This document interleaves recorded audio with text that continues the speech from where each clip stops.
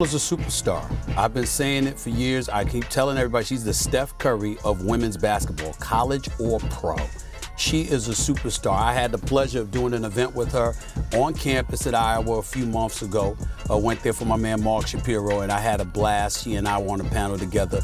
She's a wonderful, wonderful young lady, incredibly poised, but this woman is the nation's leading scorer, averaging 31.5 points per game, shooting 40% from threes. She's hitting at least 5 3-pointers per game.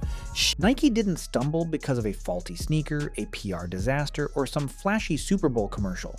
The moment everything spiraled happened after midnight, and it was sparked by a WNBA superstar. So how does a simple $40 shirt bring a $150 billion empire to its knees in less than a minute? Why were Nike's worldwide servers caught flat-footed by demand they never saw coming? And what realization hit executives only after the damage was done?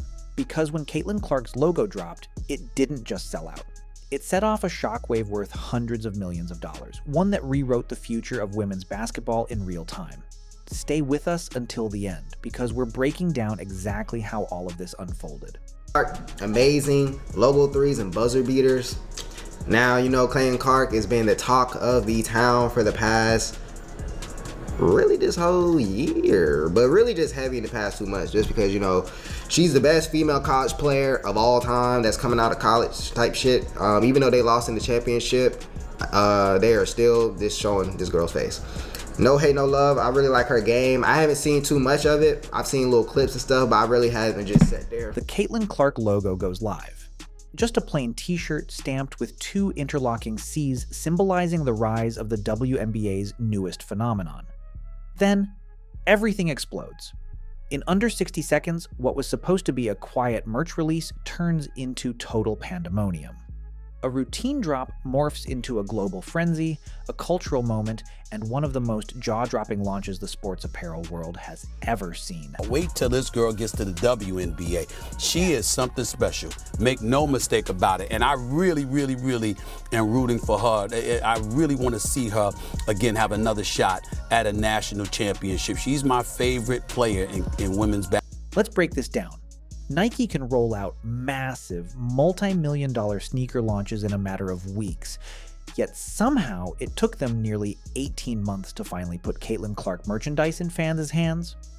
During that entire wait, supporters weren't just curious, they were begging, speculating, and watching the clock, wondering when the moment would finally arrive. Conversation around greatness can have nothing to do with the conversation around being a cultural phenomenon. And now, there is no debate that Caitlin Clark has become exactly that. Think about it. The Nike historic shoe deal she just signed, she signed because companies like to make money, and they know they will make money. Because when Caitlin Clark walks into a coffee shop in the middle of nowhere, people recognize her. Because when you are on Saturday Night Live and every news and entertainment network along the way, not just sports networks, you've risen above the conversation about your play and you've become a cultural. Where was everything fans were promised? The tees, the hoodies, the caps, the big-name collabs. For a year and a half, there was nothing but radio silence. Then, just after midnight on a quiet September night, the logo finally appeared online. Clean. Minimal. Ruthlessly effective. Priced at $40 for adults and $35 for kids, with 2 million units ready to go. On paper, those numbers looked massive. In reality, they weren't even close to enough. And watch an Iowa game when she was playing, or just sit there and watch her full highlight clips, just whatever great shot she shoots or whatever play she makes that's big, and it goes on Twitter or TikTok, whatever. I've seen it. But I want to give respect due to this, to her, because again, what she's doing is amazing. Like you ain't never seen no female do what she be doing, or no woman. So in that standpoint, I just want to show love and just see, what's going on, see what type of shots and just the craftiness that she got. 1 minute. That's all it took. Nike's systems, designed to handle billions in sales every year, buckled under the pressure. In 60 seconds, more than 10 million people slammed the site. 500,000 orders went through before everything started breaking. Then came the lockouts, frozen screens, failed checkouts. Excitement flipped into rage and obsession. What the world had just watched was unprecedented. a WNBA player, barely 2 seasons into her pro career, generating demand on par with the biggest male superstars in global sports. And it didn't stop in the US. Europe woke up to the same chaos. Asia followed. In Japan, fans lined up outside Tokyo stores hoping for a single shot. In China, resale platforms listed Caitlin Clark shirts for prices soaring past $3,000. The secondary market went nuclear. Bots and resellers cashed in, flipping inventory at 200 to 300% markups. One overnight reseller reportedly cleared more than $50,000 from this one drop alone. Even Wall Street took notice. Nike stock jumped 8% in pre-market trading the next morning. Social media exploded. Global hashtags, viral clips of crashing carts and failed payments pulling in hundreds of millions of views. Fashion media jumped in too.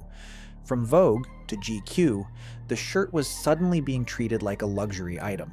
High school students started trading them for gaming systems, concert tickets, some even for cars. A basic t-shirt had become something else entirely. Status, identity, proof, a loud, undeniable statement of the commercial force behind women's basketball. The argument right now that Caitlin Clark has become the Taylor Swift for all of women's sports. She's easily recognizable in everything she does, and it's turning new generations of fans to her. It's bringing new generations of women and men to sports that maybe they weren't covering before. It's getting a level of interest that is far beyond the game that's being played. We can continue to debate the career process for Caitlin Clark and what's going to happen. But what this shoe deal proves to all of us and reminds all of us is that there are sometimes some people are larger than any one particular game that they play. Caitlin Clark has accomplished that already. Behind the scenes, Nike is suddenly in damage control mode. 2 million units vanish in just 3 hours. Panic sets in. Emergency orders go out for 5 million more. Shipping partners jack up capacity. Factories across Southeast Asia flip into non-stop overtime. The supply chain strain stretches worldwide, and every delay costs money. The takeaway becomes impossible to ignore. Nike didn't misjudge the shirt or the athlete. They failed to grasp the cultural moment. They underestimated what women's basketball had finally become. By October, the full collection rolls out. Hoodies alone outperform the combined revenue of a dozen WNBA teams. Nike's quarterly filings soon tell the story. Revenues jump 15%, with the Caitlin Clark line explicitly named as a major growth engine for a $150 billion giant.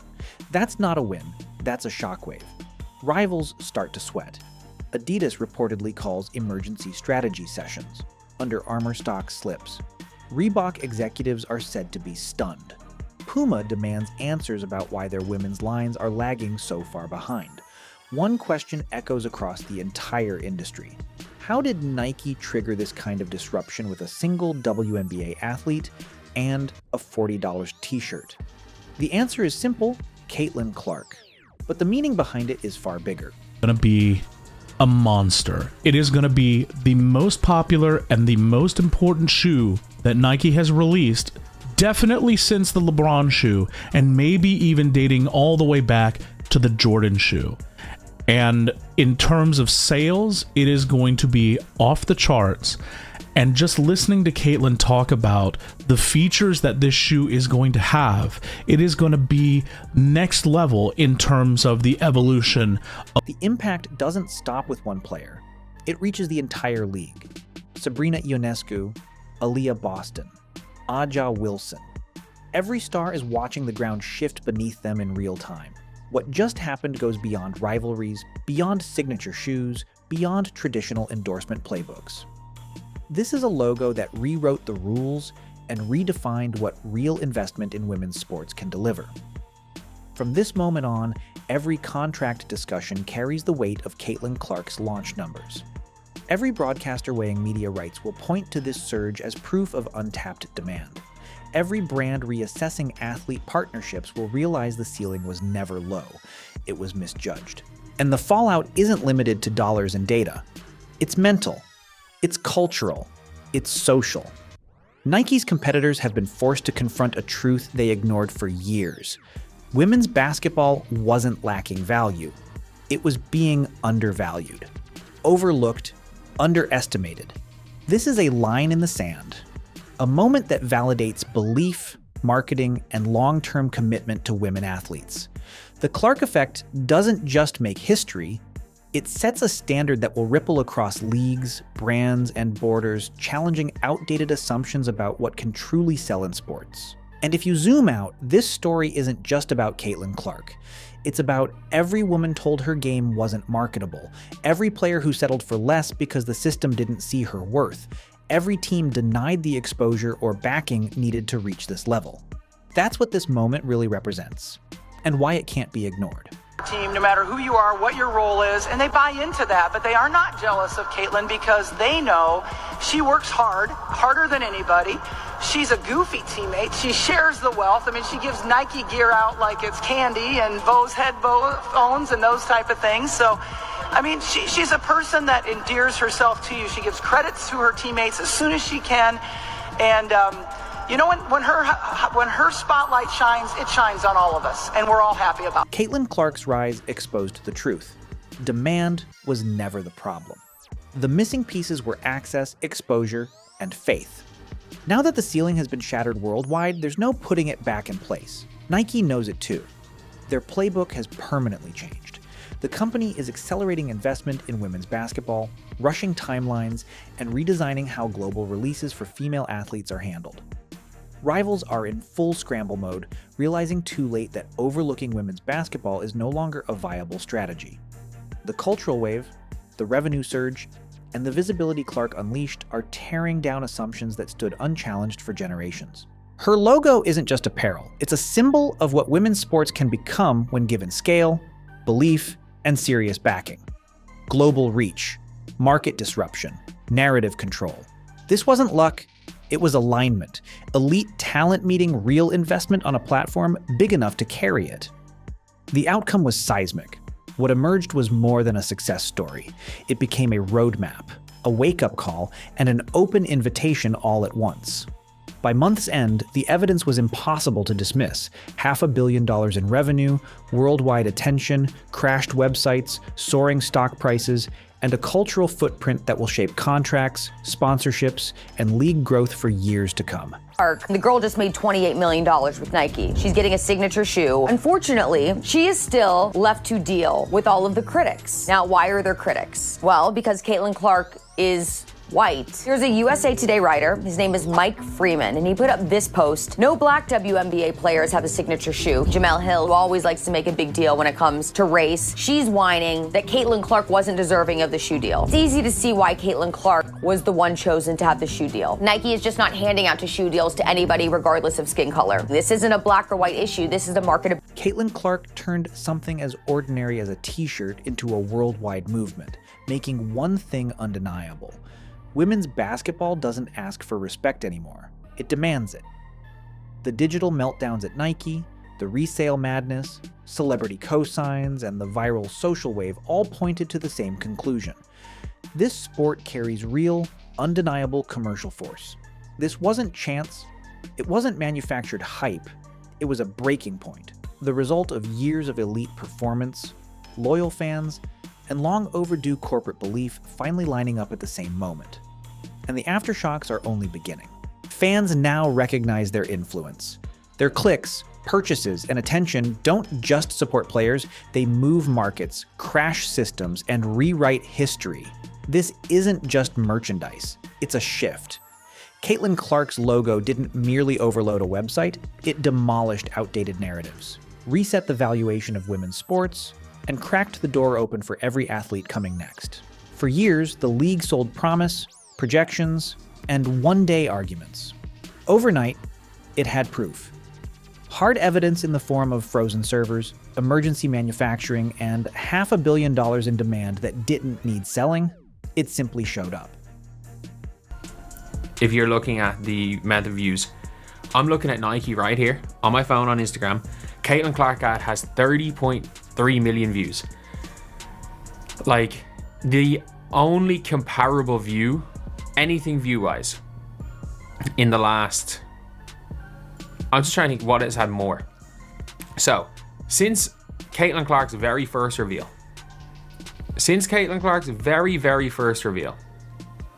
22.4 million views. Between the Caitlin Clark logo reveal and this Caitlin Clark. Out of the public eye, the mood completely flipped. Brand meetings that once felt cautious and theoretical suddenly turned urgent and competitive. Companies that used to question whether women's basketball could actually sell were now asking one thing: how quickly they could get involved. Agents began bringing Caitlin Clark's numbers into negotiations, not as an outlier to chase, but as proof that the market's limits had been set far too low for years. This was never about turning every athlete into Clark. It was about exposing how undervalued the entire system had been, and why the correction was hitting all at once. Media executives stopped obsessing over highlight packages and trophy cases. Instead, they studied traffic surges, resale activity, and demand spikes popping up across regions worldwide. When a single player can drive this level of attention without a championship run, without a final storyline, without decades of brand building behind her, the economics of future deals change instantly. Was released, it's going to be an atom bomb in terms of sales. It's going to be an atom bomb in terms of celebrities and athletes wearing them on the court. We've already seen that her CC colorways of the Kobe's are the most popular colorways that are being worn on WNBA and NBA courts right now. This is only the beginning. Once Caitlin's shoe comes out, it is going to be massive. Broadcast deals suddenly became about more than just ratings. They were about revenue, cultural influence, and digital clout. Inside Nike, the internal review was merciless. Music. How could a company built on athlete marketing miscalculate this so badly? Why was production so cautious? Why wasn't the infrastructure ready for this kind of surge? The answer kept coming up in meetings.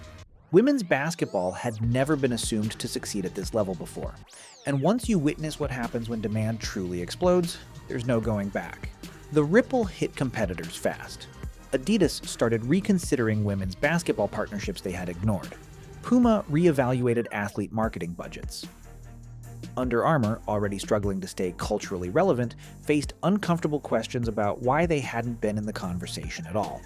The Caitlin Clark moment didn't just boost Nike's profile, it shone a glaring spotlight on everyone else. I'm not gonna lie, I think we're looking at Caitlin Clark's ad being one of the more viral things we've seen in a long time.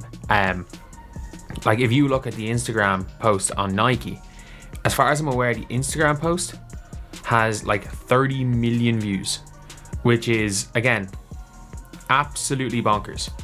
Which is bonkers. It is bonkers to see that many posts, that many things from obviously Nike, that many views with Nike. And then there's the league itself. Quietly, deliberately, Music, the WNBA, started gearing up for a new reality, one where players would demand greater leverage, bigger revenue shares, more control over merchandise, and guaranteed visibility woven into contracts instead of handed out as perks. Because when fans show up in numbers like this, the balance of power shifts overnight. The Caitlin Clark logo made it impossible to claim that women's basketball was niche anymore. What's remarkable is how natural the moment felt. Despite the corporate machinery in motion, fans weren't buying because they were told to. Markets hungry for basketball saw Clark as a global star, not just an American sensation. In Asia, her shooting prowess and confidence connected with young athletes seeking something different from the standard NBA model. In Europe, where women's sports already command respect, the commercial frenzy simply confirmed what fans had long believed. Music. The Clark logo didn't just move merchandise, it exported credibility. Even the counterfeit surge tells its own story. Fake shirts don't flood streets unless demand is off the charts. Vendors won't risk seizures unless the potential payoff is enormous. To get your hands on the Caitlin Clark version of Nike's Kobe Bryant sneaker, you're out of luck. They are out of stock. The WNBA star teamed up with Nike for a player edition of the Kobe 5 Pro Tro, decked out in Indiana Fever colors. You see them on your screen. They dropped at 10 a.m. Monday, and they sold out before 11 a.m. In fact, in just minutes. The $190 kicks are already showing up on the secondary market at close to double. Entire underground supply chains don't spring up overnight unless a product carries real cultural weight. The black market wasn't just selling a women's basketball t-shirt, it was trading in opportunity and profit. And that distinction changes everything. As the weeks went by, the conversation shifted. What started as a story about crashed websites evolved into one about a market recalibration. Commentators who once questioned the hype began framing Clark's impact as inevitable. Analysts stopped debating whether she was good for the league and started asking how the league could handle what comes next. It was a starting point. If a single t-shirt could spark this level of frenzy, what happens when the full system is unleashed with confidence instead of caution? The answer is, 1, executives are quietly acknowledging they're behind. The market moved faster than anyone expected. Fans were ready long before brands caught up. Caitlin Clark didn't just rise to the moment, she revealed how long the moment had been waiting. And this wasn't the conclusion of the story. It was the first chapter of a new era, one in which women's basketball no longer has to ask for its place. It commands it.